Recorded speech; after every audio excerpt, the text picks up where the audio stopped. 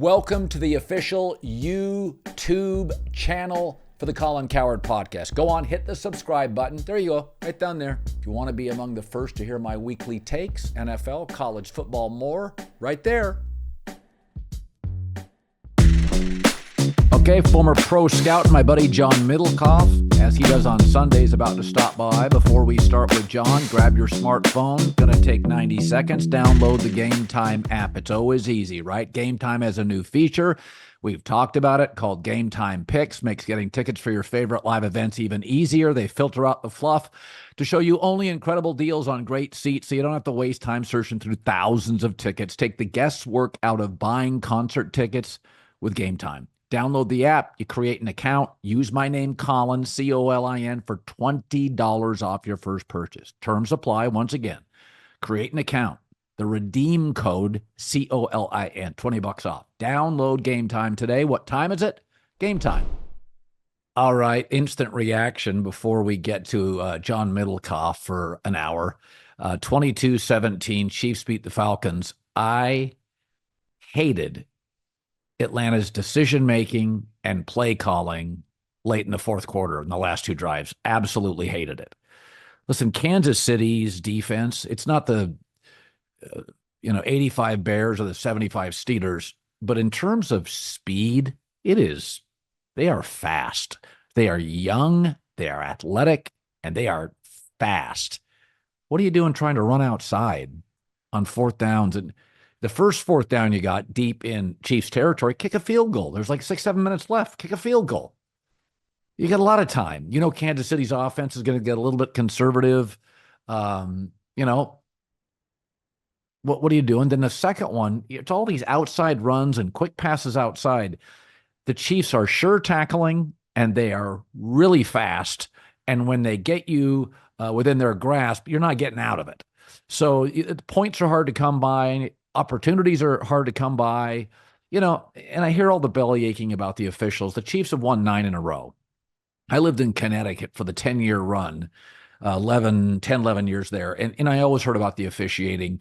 Listen, there are a handful of teams in the NFL. Right now, Minnesota's got a great head coach and a great defensive coordinator.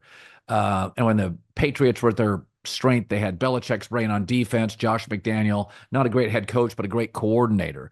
Most Super Bowl teams have that. Steve Spagnuolo's the best defensive coordinator, and he's the smartest head coach in the league. So they've got all their grounds covered. They also draft and develop incredibly well. They're very young. They're very fast, very athletic on defense. Atlanta's trying to run outside. It's fourth and an inch.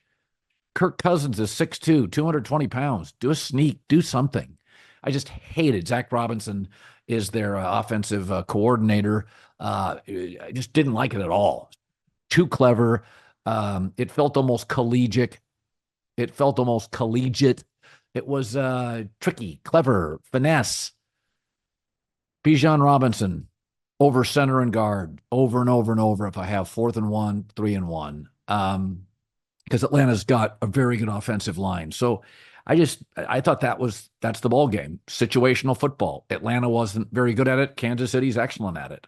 And it used to be Kansas City would win these games always with a great drive. But Kansas City's winning some of these games. What have they won 9 in a row off defensive stands? They're just hard to get in the end zone against. It's very bend, doesn't break, very New England in their dynasty. It's defense. Kansas City's figured it out. The Rams right now have a very young defense. What you want is a young defense, because defensive players get hurt more often than offensive players. And so you want guys that if they do get hurt, they recover quickly. Your offensive players, you can have an old tight end or an old right tackle. They just don't get hurt as often. But defensive guys, they're banging into people. They're trying to, blow up piles and blow up ball carriers. And it's a more violent side of the football. And so keep your defense young, and it'll help your offensive coach. Spend your money on offense, draft your defense, and Kansas City's done incredibly well. That's why they can get rid of That's why they can get rid of the cornerback Snead, let him go, because they have Trent McDuffie and Reed at safety. They're just so talented. Atlanta's a very good football team, though. And I was undefeated going into tonight, 3-0 this afternoon, blazing 5, and I had the Falcons tonight in the points. But over the course of the game. Kansas City dominating time of possession. I will say this, Rashee Rice has become a really, really great player. He is a one. He is, I don't know if he's Justin Jefferson or Jamar Chase, but Rashee Rice is a really, really good player. And they've been looking for that number one since they moved off Tyreek Hill. Worthy's going to be a gadget player. He's not going to be a big volume guy, but Andy Reid's the best gadget coach in football, so that's fine. Juju Smith-Schuster's another guy. He's been around. He's been in the system before. They brought him in. He had a productive year. They didn't want to pay him. He moved off to New England where they overpaid him, and then they got him back. So Hollywood Brown gets back with Worthy, Rashee Rice, Juju Smith-Schuster, Travis Kelce. They have another tight end. They're going to be fine offensively, but it's defense for Kansas City that decides things. They're excellent situationally. They have a consistent pass rush. And I like what I see. Very good football team. And you can complain about the officiating all you want.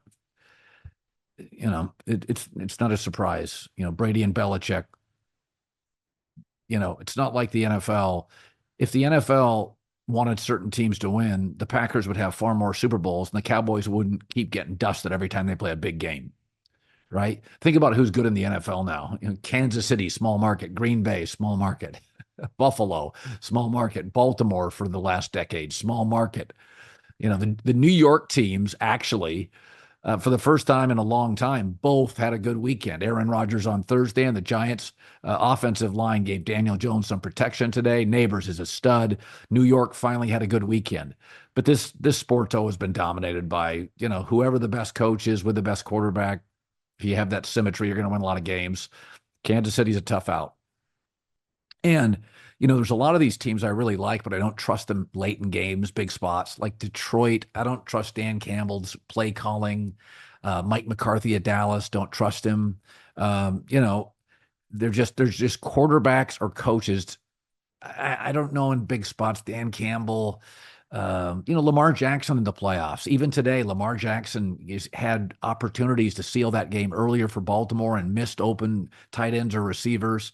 Kansas City is just the most confident team in the league in big spots because they've had so much success doing it.